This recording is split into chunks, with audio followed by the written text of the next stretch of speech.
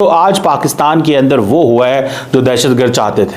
दहशतगर्द ये चाहते हैं कि पाकिस्तान के बारे में ये बताया जाए कि ये एक डिवाइडेड नेशन है। जब से बलूचिस्तान में और खैबर पख्तूनख्वा के मकाम पर पाकिस्तान की आर्मी पर अटैक किया गया है, पिछले एक हफ्ते में पाकिस्तान के कई आर्मी ऑफिसर्स ने रिजाइन कर दिया है। डर गए ना, डरना भी चाहिए। आफ्टर ऑल लोग बेचारे मर रहे हैं। वो फौजी जो चंद हजार महीने की तनख्वाह पे भर्ती होते हैं, उनको ये तो नहीं पता होता कि वो किस जंग की भट्टी में झोंके जा रहे हैं। 23 मार्च की परेड जो है वो कैंसिल कर दी गई है और वजह ये बताई गई है कि पैसे नहीं है। जी हाँ, फंड्स की कमी की वजह से 23 मार्च की परेड जो है उसे कैंसिल किया गया है।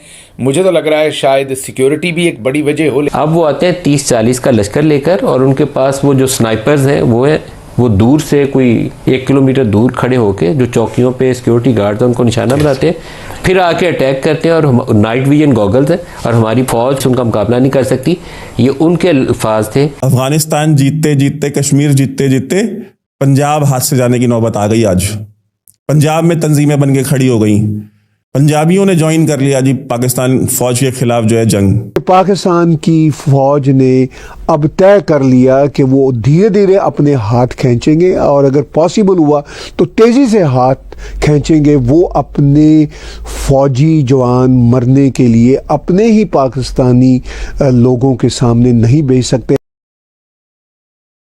नमस्कार दोस्तों, कुछ दिन पहले जो पाकिस्तान पर लगातार अटैक हुए हैं, जहां पर BLA और TTP ने पाकिस्तान के कई 100 जवान मार चुके हैं, उसके बाद से अब पाकिस्तानी आर्मी डरी हुई दिखाई दे रही है।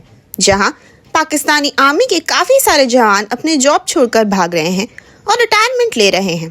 अब कहा जा रहा है कि 2,500 से लेकर 3,000 जवान पाकिस्तानी आर्मी से रिज़ाइन दे चुके हैं, क्योंकि अब लगातार जितने भी टेररिस्ट ऑर्गेनाइजेशन से सब एकजुट हो चुके हैं और पाकिस्तानी आर्मी के खिलाफ लगातार अटैक कर रहे हैं।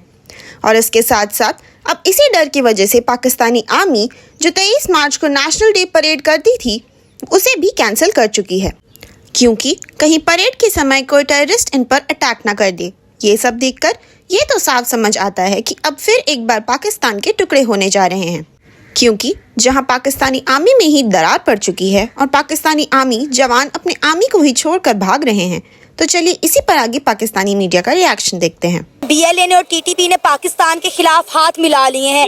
BLA पाकिस्तान की आर्मी को अटैक कर रही है, पाकिस्तान के इदारों को, हमारे पुलिस वालों को, हमारी रेंजर्स को, हमारे इंटेलिजेंस के इदारों को जो है टारगेट किया जा रहा है। खबर निकलकर ज़राए के मुताबिक सामने आई है कि पिछले एक हफ्ते से कई हजार पाकिस्तान के आर्मी ऑफिसर ने अपनी जॉब से रिजाइन कर दिया है। क्या कहना चाहेंगे? देखिए मैम, सबसे पहले तो मैं ये कहना चाहूँगा कि हमें दुख है कि हमारे जो नौजवान उनको शहीद किया जा रहा है। जाहिर बात है, कोई भी बंदा खुश नहीं होता कि जब आपके उन जवानों को शहीद किया जाए जो अपनी जान को लेके बॉर्डर पर खड़े रहते हैं। ठीक है, बाकी देखें, हमने अभी हमारे जो हालात देख रहे हैं, हमने भाई इंडिया वालों से तो क्या ही लड़ना, दूसरे कंट्रीज से, अफगानिस्तान से इधर उधर हमने क्या ही लड़ना जब हम आपस में लड़ रहे हैं। पंजाबी भाई, जो पंजाबी को बलोच नहीं देख सकता, ठीक है, जो सिंधी है उसको पठान नहीं देख सकता, पठान को सिंधी नहीं देख सकता, मतलब हम लोग आपस में लड़ के मरे जा रहे हैं। ठीक है, और बड़ी बात यह है कि आपको पता है जिस तरह से भाई मेरिट जो छीना गया इमरान खान का, आपने देखा कि उसके बाद ये दहशतगर्दी शुरू हुई है। इमरान खान के टाइम में आपने कभी देखा कोई धमाका हुआ? आपने कभी देखा इस तरह की दहशतगर्दी हुई? नहीं सर, देखिए, हमने बड़े लंबे अरसे से दहशतगर्दी पे कंट्रोल पा लिया था। पाकिस्तान जो है वो एक पुरअमन रियासत बन चुकी थी। जी, देखिए ना, ये बात है कि बलोचिस्तान में अब हमें भी उनके लिए भी दुख है कि देखिए ये तो एक BLA वाले गलत कर रहे हैं, क्योंकि ये इंसानी हकूक के भी खिलाफ वर्जी है। ठीक है, जो वो जिनको शहीद कर रहे हैं वो भी किसी के बाप है, किसी के भाई हैं, लेकिन ये है कि हमें उनके लिए भी दुख है कि वहाँ के जो सैकड़ों जो बलोचियों को उठाया गया, घरों से गायब किया गया, पता नहीं कितने हजारों को उनको गायब किया गया। ठीक है, तो वो अभी BLA वालों की ये डिमांड है कि भाई जो हमारे बलोची हैं जिनको आप लोगों ने उठाया था, अब ये नहीं पता कि उठाया किन्होंने था। ये सबको पता है कि जो भाई बड़े इदारे हैं उनमें से किसी न तो उठाया ही है। ठीक है, तो वो उनकी डिमांड यही है कि ये जिनको आपने उठाया वो हमें वापस दे दें। अब देखें ना, ये जो उन्होंने ट्रेन हाईजैक की है, ठीक है, उसमें उन्होंने जो अदारों के बंदे थे भाई उनको उन्होंने पकड़ लिया, जो उनकी फैमिलीज थी, बच्चे थे, बूढ़े थे, उनको उन्होंने छोड़ दिया। ठीक है, कब तक पाकिस्तानी फौजी शोहदा के खून को बहाते रहेंगे? यही डर गए ना, डरना भी चाहिए। आफ्टर ऑल लोग बेचारे मर रहे हैं। वो फौजी जो चंद हजार महीने की तनख्वाह पे भर्ती होते हैं, उनको ये तो नहीं पता होता कि वो किस जंग की भट्टी में झोंके जा रहे हैं। तो वो तो आम फौजी होते हैं, जो पाकिस्तान के जर्नैल हैं, जो सीनियर मिलिट्री ऑफिसर्स हैं, वो तो अल्ले तल्ले कर रहे होते हैं।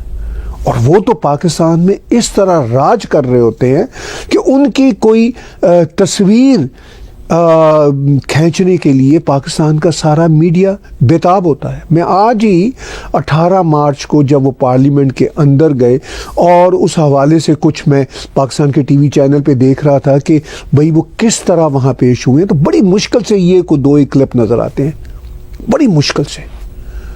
यानी वो पाकिस्तान का जो पावरफुल मीडिया है वो तो जैसे तड़प रहा होता है इनकी तस्वीरें खींचने को कि इनकी आज वहाँ पे जो किंग हैं, किंग ऑफ द पाकिस्तान है, इनकी जो हाज़िरी है, हमें एक झलक दिख जाए, हमारे कैमरे इनकी फ़ोटोएं खींच लें।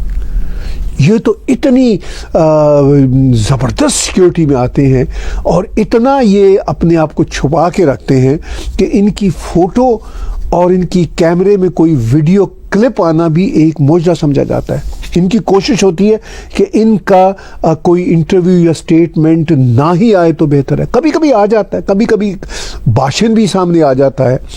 अब पाकिस्तान के पार्लियामेंट में उन्होंने जो बातें की हैं वो बातें चंद घंटे पहले, 8-10 घंटे पहले की हैं। जब ये मैं बातचीत रिकॉर्ड कर रहा हूँ, 8-10 घंटे में कोई इनके भाषण की तकरीर कम से कम मैंने तो नहीं सुनी। और जो अब पाकिस्तान का मीडिया रिपोर्ट कर रहा है, सारा का सारा मीडिया, चाहे वो BBC उर्दू हो, चाहे वो जियो टेलीविज़न वाले हों, वो यही कह रहे हैं कि पाकिस्तान को हार्ड स्टेट बनाना होगा, कोट अनकोट। ये आर्मी चीफ कह रहे हैं पाकिस्तान को एक हार्ड स्टेट बनाना होगा।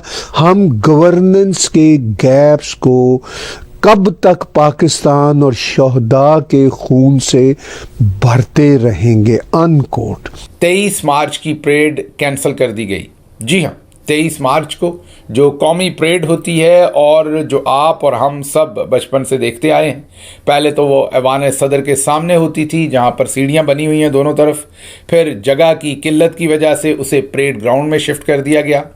आपने बीच में ये भी देखा कि जब दहशतगर्दी बहुत ज़्यादा बढ़ गई थी पाकिस्तान में, तो फिर 23 मार्च की परेड को चंद सालों के लिए ख़त्म भी कर दिया गया था, या वो बिहाइंड द वॉल्स होती थी, कहीं पर आम आवाम के लिए, आवाम के सामने वो परेड मुनक्कद नहीं की जाती थी सिक्योरिटी खदशात की वजह से। इस बार फिर 23 मार्च की परेड जो है वो कैंसिल कर दी गई है। ये खबर दे रहे हैं शहरियार हुसैन, उनकी खबर है, और वजह ये बताई गई है कि पैसे नहीं हैं। जी हाँ, फंड्स की कमी की वजह से 23 मार्च की परेड जो है उसे कैंसिल किया गया है।